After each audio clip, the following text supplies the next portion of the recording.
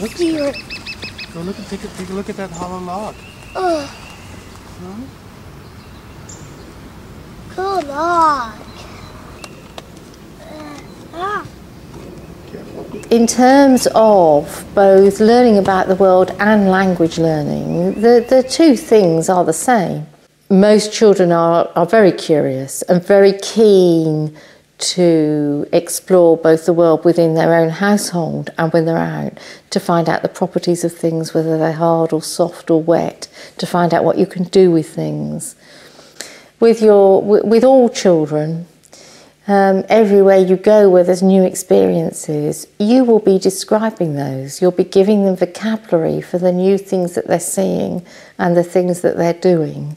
So it's two sides of the same issue. We're building up the child's knowledge of how the world works and all the things they're going to meet in the world.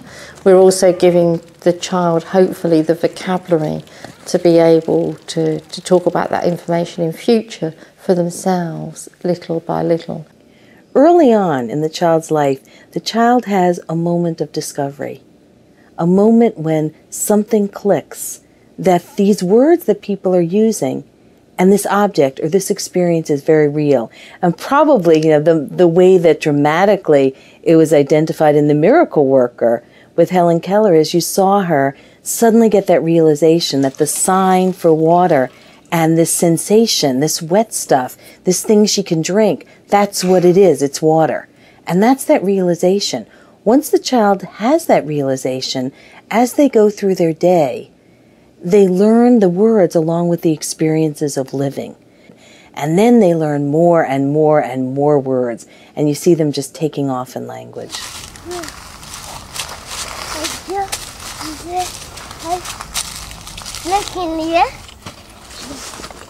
Well, once a child is able to walk, he or she is able to explore the world on his or her own grounds. So it is no longer needing to play with a toy that's presented, but finding something of interest and discovering a lot about how the way the world works. So there's a lot of cause and effect learning that happens when you're able to move around.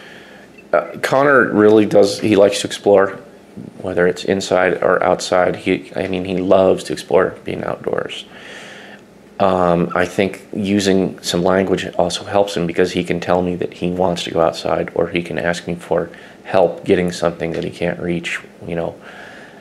He crawls, climbs, walks.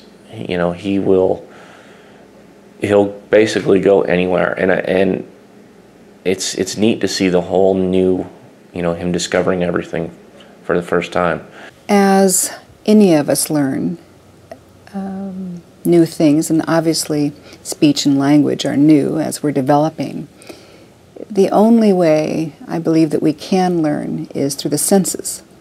And so as we discover through sensory input, whether it's walking or touching or tasting water or feeling wind on our face. All of that learning is coming through a sensory experience.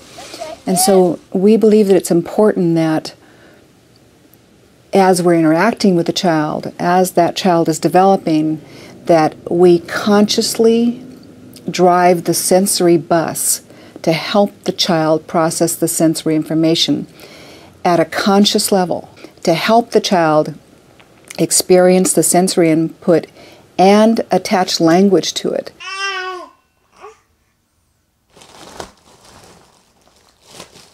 To find out what toys do, to get into play on your own, needs a degree of motor skill. So our children's motor skills, both their gross motor ability to move about their world, plus their fine motor skills, may actually be making some of that exploration more difficult. And on that front, we would always say to people, the children need a play partner a lot of the time. They need somebody to help them find out what things do, to scaffold their learning with things, and, if you like, to compensate a little bit for the fact they may not be able to unscrew things or fit things yet for themselves. But if we show them how that works, they can learn about that, even though they're not yet able to do it on their own. Yeah, I think there's a need for a variety of different types of stimulation throughout early childhood. And, variety is basically a good thing. because it allows children to become familiar with things that they may not normally seek out on their own.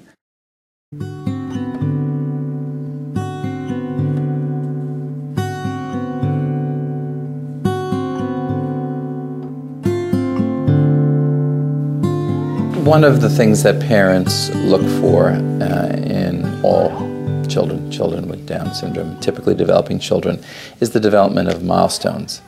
And walking is seen as a major milestone. Parents are very excited, waiting for their children to walk. And that's often true in terms of language development and waiting for their children to talk. And the irony is, as soon as that happens, they become very interested in having their children sit down and shut up.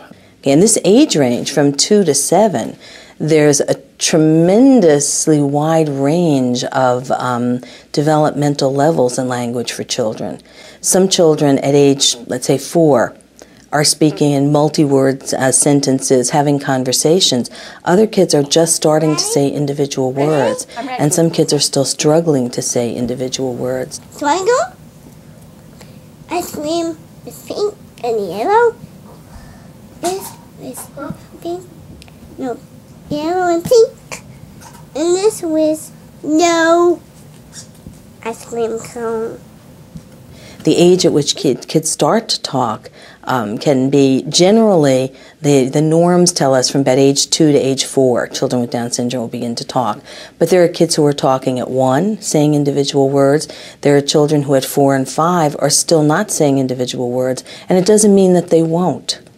We want to look for the factors why it's taking them a little bit longer, because we may find that speech is harder. They're moving along in signs very well, but they'll need some specialized help to move along in speech. Well, it's very interesting because we have a 5-year-old, Nico, who is quote-unquote normal, and we're still trying to figure out what normal means, because Gabriel, although he was diagnosed with Down syndrome, he's doing all of the same things that Nico did.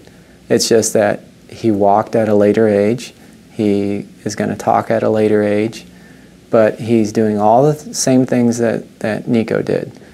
We expect children to learn their first language simply from listening to it, from listening and talking.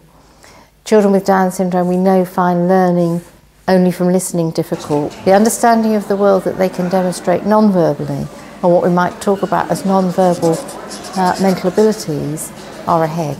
And that's very frustrating because the child's got more everyday understanding of the world, but is still pretty limited in their ways of communicating that to other people. So it's a very important priority to try and work to close that gap. Two of the issues that we know about, which may